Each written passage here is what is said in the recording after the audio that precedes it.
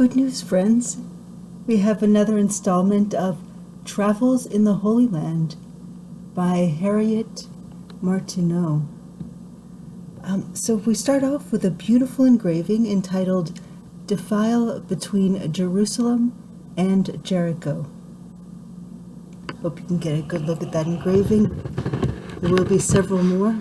This is a long and hopefully exciting adventure. We're reading American Miscellany. It's a book of essays published in 1865. This is essay number 67. We've just finished essay number 66 on the Lama. We are now page 150, and we're reading essay number 67. Travels in the Holy Land, number 4, by Harriet Martineau. We made an excursion from Jerusalem to the Jordan and the Dead Sea, going by way of Bethany and Jericho, and returning by the convent of Saint Saba. There is, at this day, so much danger of falling among thieves in going down from Jerusalem to Jericho, that travelers join parties when they can, and unite their guards into a corps of armed men. Our own party of 4 joined the 10 with whom we had traveled in the desert, and 4 strangers, European gentlemen, requested permission to ride with us. Thus we were 18, and the dragomen, cooks, horse-keepers, and mule drivers who took charge of our tents and baggage, and 10 armed guards, swelled our number to that of a caravan which no robbers were likely to attack. Indeed, we scarcely saw anybody the whole way. The dangerous part of the road appeared deserted, and the plain of Jericho, once studded with towns and filled with fertility, lay before us almost as lifeless as the basin of the Dead Sea. We left Jerusalem by St. Stephen's Gate, my 3 friends, myself, and our servants and baggage, and met the rest of the traveling party at the bridge in the valley of Jehoshaphat at 9 a.m. We proceeded by the camel road to Bethany, which winds up the side of Olivet, and crossed its ridge to the east. As soon as we had passed the ridge, Bethany came in view, lying on the eastern slope of the Mount of Olives, and, as we all know, 15 furlongs distance from Jerusalem. It is now a village inhabited by about 20 families, a very poor place, but looking less squalid than may be expected, from its houses being built, as everywhere in that country, of stone, square, substantial, and large, compared with cottages in England. Its position on the side of the hill is very fine, seen from below. Before descending the hill, however, we alighted from our horses to visit an old tomb, which is called the Tomb of Lazarus. No enlightened traveler believes this to be really the place where Lazarus was buried, but to see any ancient tomb on that spot was an opportunity not to be missed, and we gladly went down the dark rock-hewn steps to the little chamber where some corpse had once been laid. I have often wished that the old painters had enjoyed such opportunities, and then we should have had representation of Lazarus coming forth from chambers in the rock, and not raising from such a grave as is dug in European churchyards. The limestone rocks of Judea are full of holes and caverns, and we know from the scriptures how abundantly they were used by the old inhabitants as dwellings for themselves and their cattle, as a shelter to the wayfarer, a refuge to the fugitive, a hiding place for robbers, and a place of deposit for the dead. Where a cavern was found with holes or recesses in its sides, a little labor would make it an extensive place of burial. By squaring the entrance and giving some regularity to the arch of the roof, a handsome vestibule was attained, and then the recesses were hewn into form for the reception of bodies. Sometimes the recesses had pits, sometimes niches in their walls, so that each recess would contain several bodies, and sometimes they were small, so as to contain only one each. Sometimes the vestibule opened out into passages, which had recesses on each hand, so that a large company of the dead might lie hidden in the heart of the mountain. The whole was secured from wild beasts and other intrusion by a stone door fitted to the entrance, or a large block rolled up against it. Those who have seen these eastern tombs can never again be puzzled, as I was in my childhood, when reading of the chambers of the grave, and of the dead calling to one another in the house of death, and of the stone being rolled away from the mouth of the sepulchre. Many a child wonders, as I did, how the way was made clear for Lazarus to come forth, merely by the removal of a stone. But once having stood looking in at the door of a sepulchre, how vivid becomes the picture of Jesus standing there and calling to Lazarus with a loud voice to come forth. How one hears that voice echoing through the chambers of the tomb and sees the dead man in his cerements appearing from the steps of the vault or the shadow of the recess. In the tomb which we explored at Bethany, the vault went down a considerable way into the rock. One flight of deep, narrow steps led us into a small vaulted chamber, and 2 or 3 or more steps, narrower still, into the lowest tomb, which had little more than room for one body. The monks, when taken as guides, show in the village what they call the house of Martha and Mary, and that of Simon the leper. But we did not inquire for these, having no wish to mix up anything fabulous with our observations of a place so interesting as Bethany. We look back upon the village again and again as we descended into the valley, and it was painful to lose sight of the place where Jesus was wont to go to solace himself with the friendship of Lazarus and his sisters, and rest from the conflicts which beset him in the great city over yonder ridge. But we are now on the road from Jerusalem to Jericho, and about to pass among the fastnesses of the thieves, who seem to have infested this region in all times. After riding along the valley, sometimes on the one hill and sometimes on the other, for 3 or 4 miles, we left behind us the scanty tillage spread along the bottom of the valley, and began to ascend to the hollow way, which is considered the most dangerous spot of all. Here Sir Frederick Henniker was stripped and left for dead by robbers in 1820. His servants fled and hid themselves on the first alarm. When they returned, he was lying naked and bleeding in the sultry road. They put him on a horse and carried him to Jericho, where he found succor.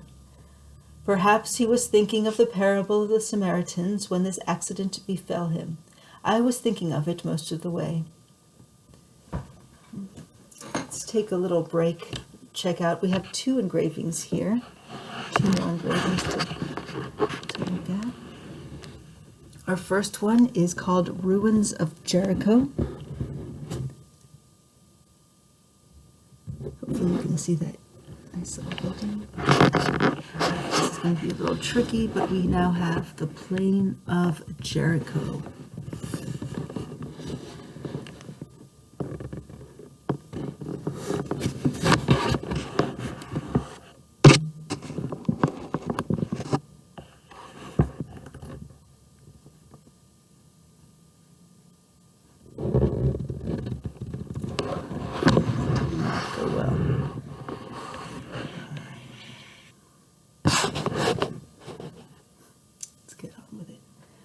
Beautiful little engravings.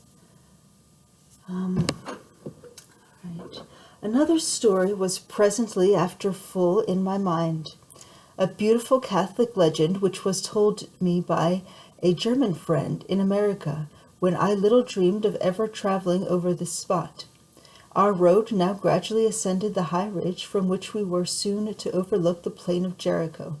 The track was so stony and difficult as to make our progress very slow, and the white rocks under the midday sun gave out such heat and glare as made me enter more thoroughly into the story of Peter and the cherries than my readers can perhaps do. And yet the many to whom I have told the legend in conversation have all felt its beauty. It is this: Jesus and 2 or 3 of his disciples went down one summer day from Jerusalem to Jericho. Peter, the ardent and eager Peter, was as usual by the teacher's side. On the road on Olivet lay a horseshoe, which the teacher desired Peter to pick up, but which Peter let lie, as he did not think it worth the trouble of stooping for. The teacher stooped for it, and exchanged it in the village for a measure of cherries. These cherries he carried, as Eastern men now carry such things, in the bosom folds of his dress. We do have a little asterisk here, so there's a little footnote down at the bottom of page 152. Let's go ahead and read that really quickly. It's give, and it shall be given unto you, good measure, pressed down and shaken together, and running over, shall men give into your bosom. That's from Luke chapter 6, verse 38. All right. When they had to ascend the ridge, and the road lay between heated rocks, and over rugged stones, and among glaring white dust, Peter became tormented with heat and thirst and fell behind. Then the teacher dropped a ripe cherry at every few steps, and Peter eagerly stooped for them. When all were done, Jesus turned to him and said with a smile, "He who is above stooping to a small thing will have to bend his back to many lesser things." From the ridge we had a splendid view of the plain of the Jordan, apparently as flat as a table to the very foot of the Moab mountains, while the Dead Sea lay, a blue and motionless expanse to the right, the south, and barren mountains enclosed the whole. The nearer mountains were rocky, brown, and desolate, with here and there the remains of an aqueduct or other ancient buildings marking the sites of settlements which have passed away.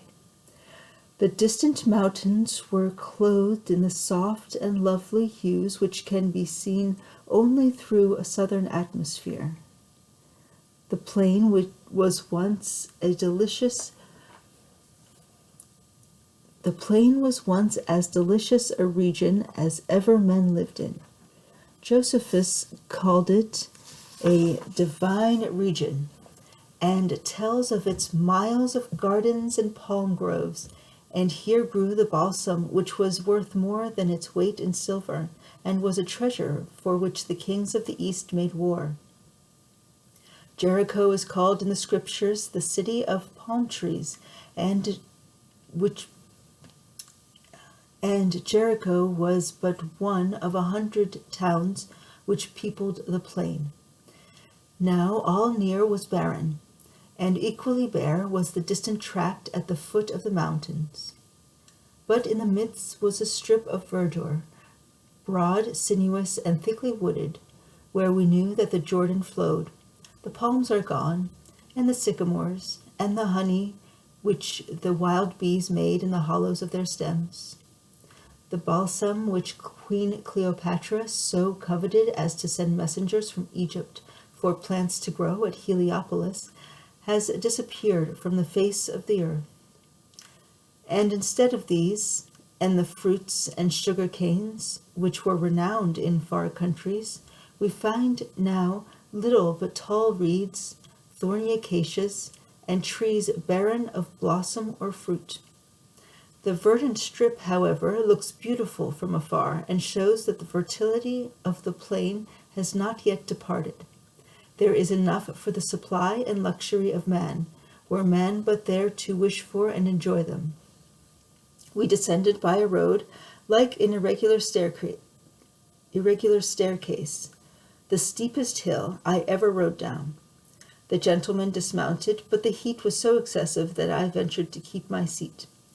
When I glanced up from the bottom and saw the last of the party beginning the descent, it looked so fearful that I was glad to turn away. We were now at the foot of the mountain called Quarantania, supposed by the monks to be the scene of the temptation. A few pilgrims come from afar every year to spend 40 days on this mountain, barely supporting life during the time by the herbs they find there. I need hardly say that there can be no good reason for fixing on this mountain as the place, and that the choice of it is probably owing to its commanding the plain of the Jordan and its cities, once no unfair specimen of the kingdom of the earth and the glory of them. Kingdoms of the earth and the glory of them. The caverns in the face of this mountain, once used as dwellings or tombs, are now the abodes of robbers. When some of our party showed a desire to reach the lower ones, the Arab sheik, which was responsible for the safety of our party, drew his sword across his throat to show the danger and barred the way. It may be remembered that the men of Jericho complained to Elisha the prophet that the water of their spring was not good, either to drink or to water their land for tillage. 2 Kings chapter 2, verse 19. And that though their city was pleasant, they could not enjoy it for this reason, and that Elisha purified the spring, so that the waters were healed unto this day. Beside the spring, now called Ain Sultan, we encamped in the afternoon, and found its waters truly delicious. Nothing could be prettier than this encampment, in a spot so forest-like as to contrast strongly with all that we had seen for many weeks past. Our tent was close upon the brink of the clear rushing brook, but the heat was so excessive that we could not endure the tent, and had our dinner table placed under a tree whose roots were washed by the stream. Broad lights glanced upon the rippling waters, and deep green shadows lay upon its pools. Our horses were feeding in the thicket beyond, and the Arabs sat in groups near the tents. Other parties of our company were dining in or lying on the brink of the stream. Every encampment of travelers in these parts is beautiful, but I never but once saw one so beautiful as this. After a walk to the remains of an aqueduct and other traces, mere traces, of former habitation in the days when Jericho was a great city, I went with one companion to see the spring, which was but a short way from our tents. The water bubbled up from under some bushes and spread itself clear and shallow among some squared stones, which seemed to show that the source had once been enclosed. By this time it was dusk. The evening star hung above the nearest hill.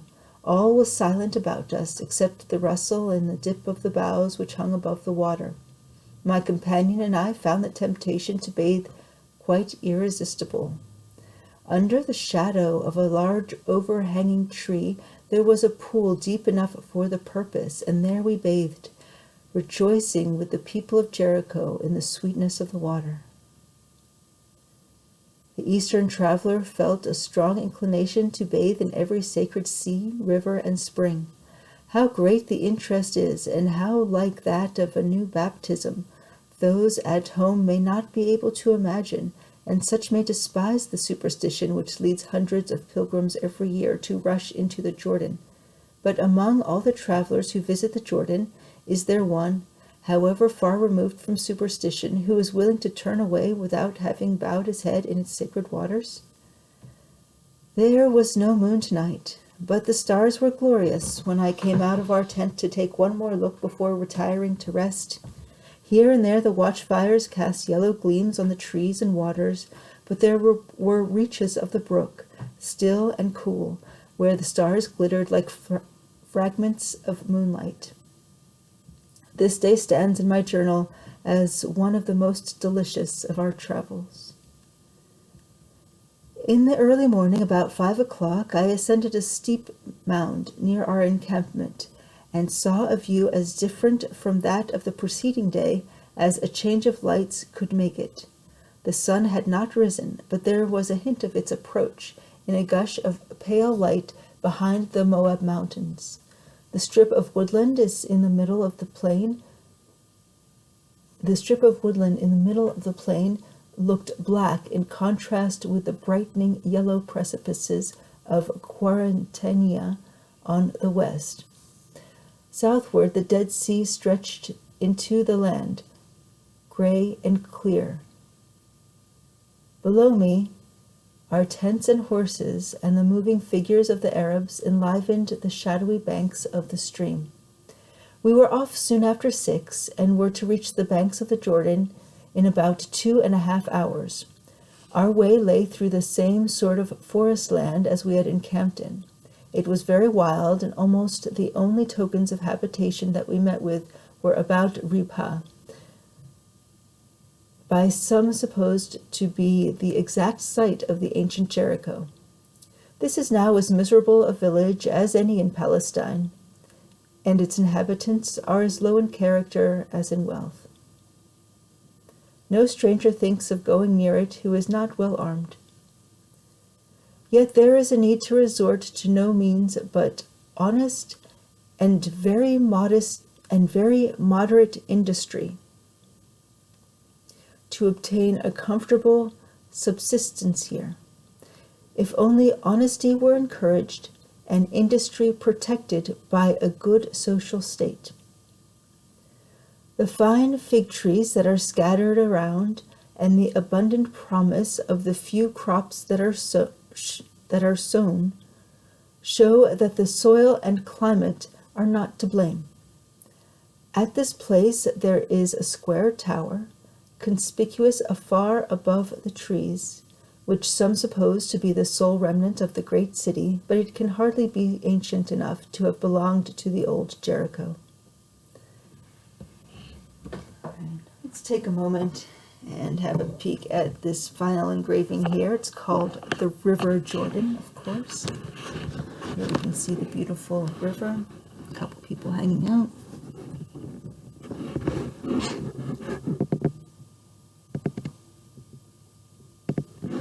Hopefully we can get a good view of that. Right. On a hillock in the midst of the brushwood, we saw a few birds of such size that one of the party, in a moment of forgetfulness, cried out, "Ostriches!" But there are no ostriches in this country. These cranes looked very much like them while on their feet. One by one they rose, stretching out their long legs behind them, certainly the largest birds I ever saw fly, or probably shall ever see. Though we had been told, and had read, that the river could not be seen till the traveler reached its very banks, we could not help looking for it. 3 broad terraces have to be traversed, and then it is sunk in a deep bed, where it rushes hidden among the woodland. Its depth of water varies much at different seasons, though less now than formerly. The Scriptures speak so much of the overflow of Jordan, and of the lion coming up at the swelling of Jordan, that it is supposed that formerly the river was subject to inundations, which may have formed the 3 terraces above mentioned, and caused the extraordinary fertility of the plain in old times, and that the wild beasts, which then harbored in the breaks, came up to terrify the dwellers in the fields. However this may have been, it is not so now. The channel is no doubt deepened, and the river now, in the fullest season, only brims over its banks into the breaks so as to stand among the canes, and never reaches the terraces. Though we were all on the lookout, and though we reached the river at the spot which is cleared for the approach of the Easter pilgrims, We could not see the water till we could almost touch it. The first notice to me of where it was from some of the party dismounting on the Pilgrim's Beach. When I came up, oh, how beautiful it was! How much more beautiful than all the pictures and all descriptions had led me to expect. The only drawback was that the stream was turbid, not only whitish from a sulphurous admixture, but muddy. But it swept nobly along, with a strong and rapid current and many eddies, gushing through a thick woodland and flowing in among the tall reeds, now smiting the white rocks of the opposite shore, and now winding away out of sight behind the poplars and acacias and tall reeds which crowd its banks. It is not a broad river, but it is full of majesty from its force and loveliness. The vigorous, upspringing character of the wood along its margin struck me much, and we saw it now in its vivid spring green. The pilgrims rush into the sacred river in such numbers and with so little precaution as to the strength of the current that no year passes without some loss of life, and usually several perish. This year only one was drowned. This year, whatever superstition there might have been among our company, it was not of this wild sort, and we bathed in safety. The ladies went north, the gentlemen south. I made a way through the thicket with difficulty, till I found a little cove which the current did not enter, and over which hung a sycamore, whose lower branches were washed by the ripple, which the current sent in as it passed. On these branches the bather might stand or sit without touching the mud, which lay soft and deep below. The limestone precipice and wooded promontory opposite made the river particularly beautiful here, and sorry was I to leave it at last. It is useless to attempt to make out where the baptism of Jesus took place, or where his disciples and John administered the rite, and on the spot one has no pressing wish to know. The whole of this river is so sacred and so sweet that it is enough to have saluted it in any part of its course. The belt of woodland soon turned away eastward, and we found ourselves exposed to extreme heat on a desolate plain crusted with salt and cracked with drought. There had been a closeness and murkiness in the air all the morning, which was very oppressive, and now it was at our usual slow pace, almost intolerable. I put my horse to a fast canter, and crossed the plain as quickly as possible, finding this pace a relief to my horse as well as myself. The drift on the beach of the sea looked dreary enough, ridges of broken canes and willow twigs washed up and lying among the salt and the little unwholesome swamps of the shore, but the water looked bright and clear, and so tempting that our horses put their noses down repeatedly, always turning away in disgust. I tasted the water, about 2 drops, and I almost thought I should never get the taste out of my mouth again. And this is the water that poor Costigan's coffee was made of.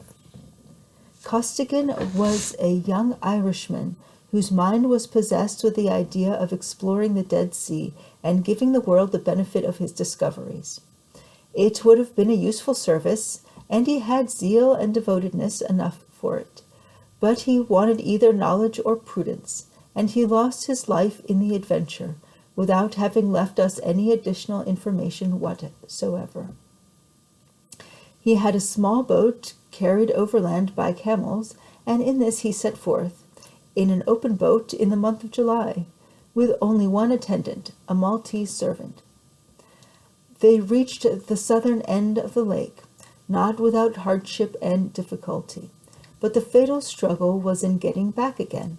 The wind did not favor them, and once blew such a squall that they had to lighten the boat, when the servant stupidly threw overboard the only cask of fresh water that they had. They were now compelled to row for their lives to reach the Jordan before they perished with thirst.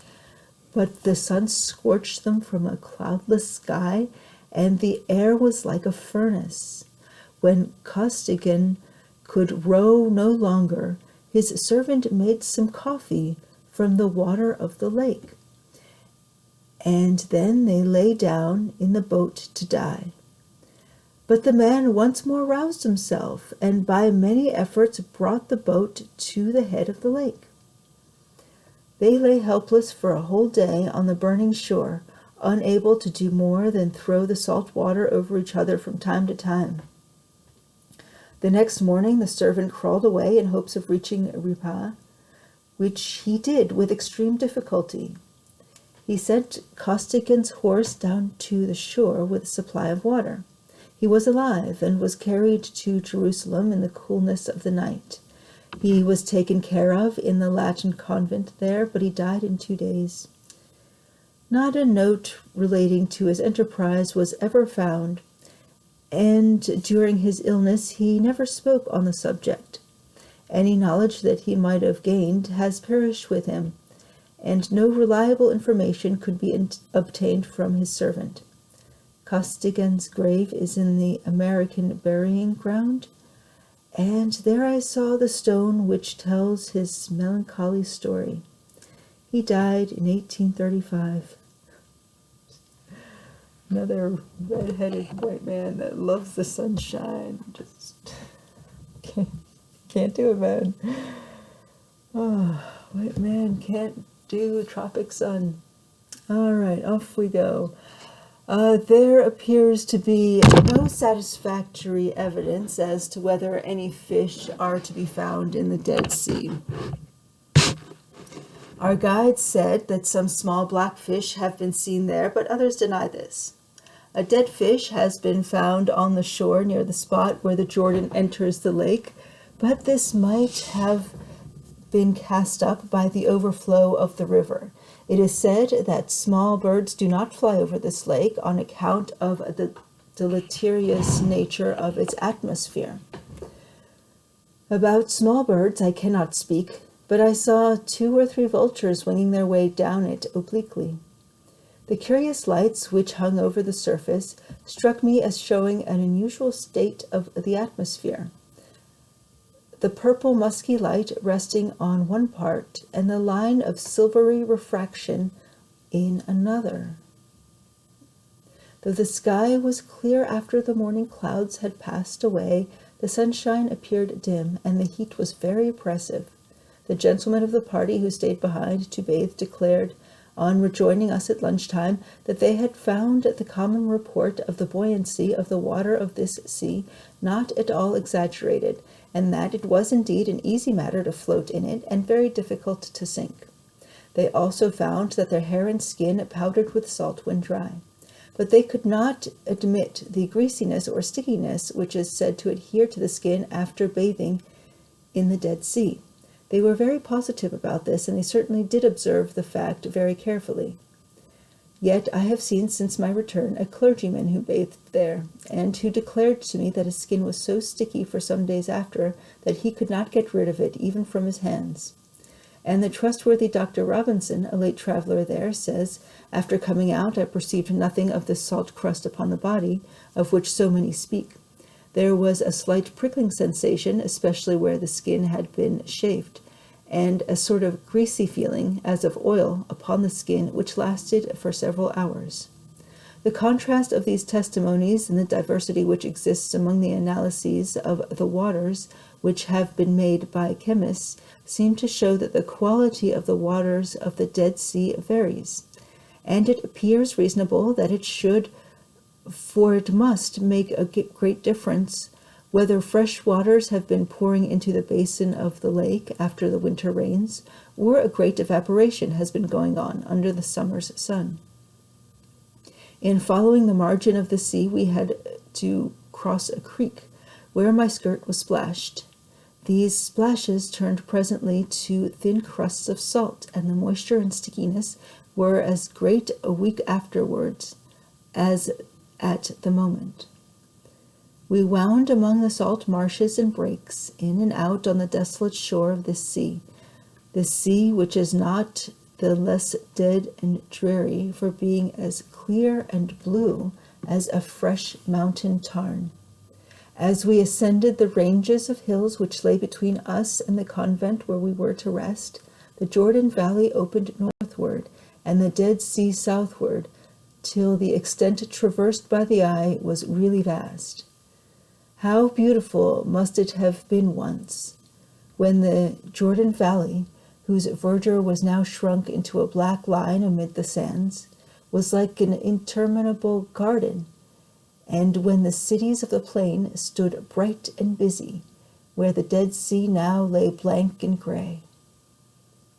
As I took my last look back from a great elevation, I thought that so mournful a landscape, for one having real beauty, I had never seen.